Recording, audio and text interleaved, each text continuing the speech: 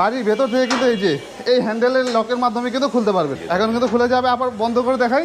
এই যে দেখুন, এই যে আবার বন্ধ হয়ে গেল। এখানে কিন্তু তালা মেরে দিলে কিন্তু এখন গেট কিন্তু আর কোনোভাবে কিন্তু খুলবে না। এই জায়গা দিয়ে কিন্তু চাইলে কিন্তু অনায়াসে একটি বাইক কিংবা একটি অটোরিকশাও কিন্তু আনা নেওয়া করা যেতে পারে। হ্যাঁ, যদি বাড়ির ভেতরে বড় বড় পিক আপ বা ট্রাক ঢোকাতে চান, এই দেখুন এখন কিন্তু অনায়াসে বড় বড় ট্রাক বা পিক আপও কিন্তু ঢোকাতে পারবে। কত স্মুথভাবে কিন্তু আমি বারবার খুলবো এবং বারবার লাগিয়ে দেবো। দেখেন, এই যে দেখুন, এই দেখুন এখানে রয়েছে পকেট গেট। এই পকেট গেট দিয়ে কিন্তু মানুষজন সব সময় আসা যাওয়া করবে।